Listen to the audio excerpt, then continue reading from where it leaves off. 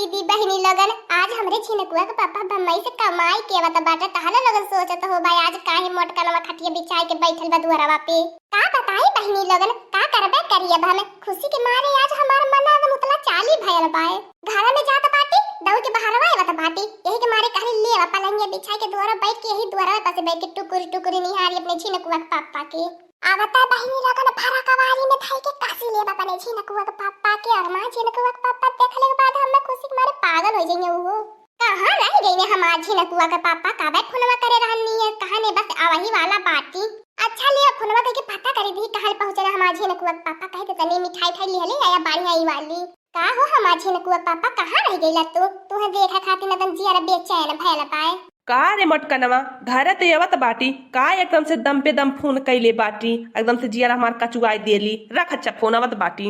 का हो हमार बड़े की जिज्जी का एकदम से आज खुशी के मारे लाल टमाटर भइल बाटो बड़ कुछ जन के आइले के खुशी में का बताए देखने ये तो से तब तो कुछ जनती बाटी अब कि हमरे छिनकुआ के पापा कहले तू 4 महीना हो गया एकदम से इतने दिन में हमार जियारा छपटियाए लगल है जैसे रे देखने एक जल बिना मछली तड़पाइल वैसे हम अपने छिनकुआ के पापा बिना तड़पत बाटी आज हमार छिनकुआ के पापा आवत बाटे तो खुशी के मारे पागल ना हो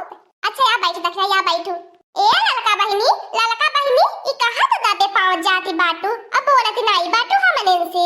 हे ललकी कहां जाती इतने झटका में नहीं बोलती है हम सोची देखने ये कवन मेहरारू जाती बात ने झटका में आ कहां जाती रे ललकी बोलती डोलती नहीं बाटी कवन तो के इमरजेंसी काम आई गल बड़की जीजी देखनो के इग्नोर कई के भागती बाटी जाए हमार बड़की जीजी कहां लोगन के भला हम कहे इग्नोर कई के भागत अरे हमार बड़की जीजी जानती बात इतनी बार काम में घाती बाटे कोहो हमार बड़की जीजी हाथ तो बहुत खुश होबो आता हर मर्दा सहारे से कमाई के आवत बाटे हां रे ललकी आता हम बहुत खुश बाटी लकमी के लिपस्टिक लगावले बाटी शिल्पा गोल्ड के बिंदी लगाए बाटी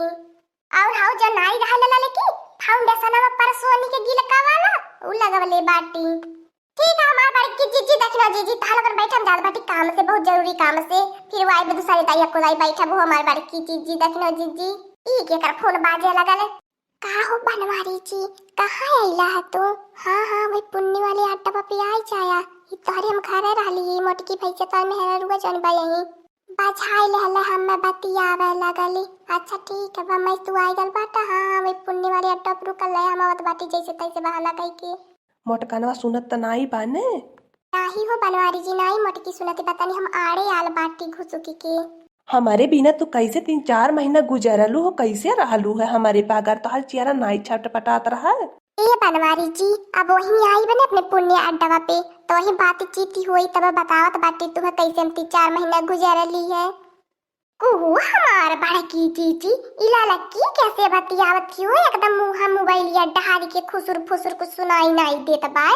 उहा तो ये दक्षिणैया उहा हम हो सोचत बाटी ई कवनी मनई से बतियावती बात ना खुसुर फुसुर मुंह मोबाइल या डाल के ठीक है अच्छा रखा हमें आवत बाटी रखी द फोनवा हे हमार बड़की जीजी ठीक है बाद में मिलत है तो हम लोगन से कात बाटी में बहुत जरूरी काम बाटे हमरे बहुत फोन आवत बाय ई कहां रह गई नहीं कहां रह गई ने अब उधर तकबे हम नहीं करबे आइए दक्षिणैया जब आज ही हमरे झिनकुआ पापा हमें इशारा कुछ करे इशारा के बताए ठीक है ठीक है हो हमारे बड़की जीजी हम इशारा कह देब तू है अब बहन हमार जानू काहे ना आईनी काहे इतना लेट लगावती है इनी का हमार जाने मन जानू आई गईलू तो एकदम का बताई आज मजा आई गल तुम्हें देखे लेके बाद कितने दिन तरस गल हनी तुम्हें देखे खातिर हम दूरे नहीं खड़ा हो हमार जानू हमारे अब करजवा सटाई कम से सटी जमरे सीनवा से गले लग जाए अब ये हमार जानू बनवारी जी तुम्हें हमारे याद नहीं आवाला तो हमसे कम प्यार करला पे मटकनवा से ज्यादा प्यार करला हमरे के नको दाई फोन नहीं करता वही के देर करेला इतने दिन हम तोहरे बगल तड़प कैसे जिए नहीं है हम ही जानब ए हमार सोना जैसे तू तड़पती रहलू वैसे हमहू तड़पत रहनी आया बना तड़पावा ने आवा हमारे पासवा आवा न आवा हमारे गोदिया में अब सही है ना बनवारी जी अब नहीं कौन हमसे शिकायत है ना अब खुश आया ना का करी हो हमार जाने मन जानू हो हाय देखा हमारे सीनवा पे हाथवा धरा देखा कितने तेज से हमारा धड़कनवा चलत बा देखा जिया धक धक करत बा अच्छा हमें का ले आल बाटा कमाई के हमहु खातिन कुछ ले आल खाली मोटकनवा खातिन ले आल बाटा मोटकनवा के देखा नौआ मती लिया काहे हम चिढ़ावेलू मोटकनवा के नौआ ले काहे हम जियारा में आग लगावेलू ई दुई बेग देखत बाटू ने एमे खाली तोहार लुग्गा कपड़ा गहना गुड़िया कुल चीज तोहार आइटम खाली एमे बा मोटकनवा के एको सामान ना पाए तू तो जानत बाटू इतना दिन हम काहे सहारा में अब की रह गई नी है। आयल बाटी अब ने, अब जा बनाए तो छोड़ के। देखा बनवारी जी, अब ऐसे हमार ना पार चली, अब ऐसे ना हमार सपरी चोरी चोरी लुक के तो से छिप छिप मिले की।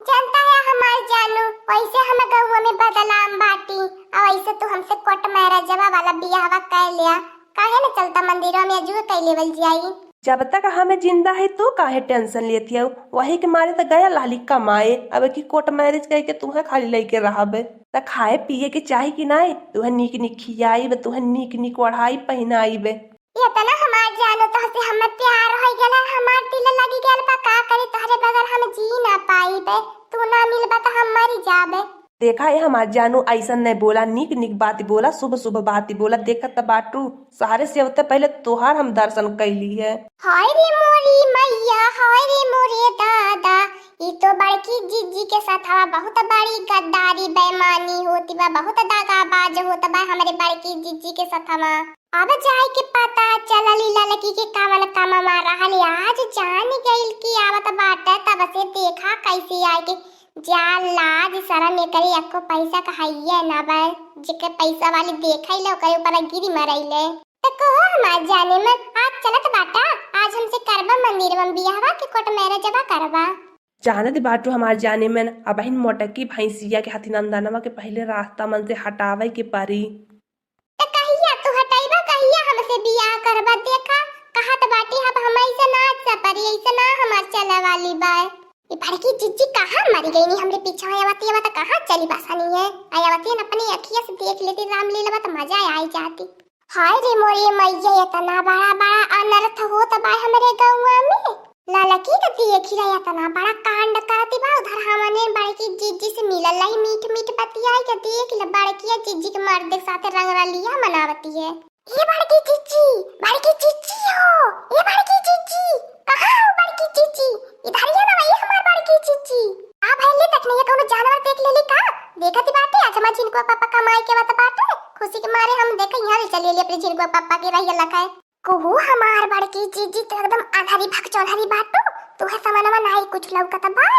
करे ताकि नहीं घुघुटैया सामानवा त हमारे है सामानवा लौकी का तही तो लौकती बाटी। अब लौकल की नहीं हो हमार बड़की जिज्जी, क्या वही नहीं लौकल तू है। चांद जैसन चेहरा तोहार दिल हमार ले गयल।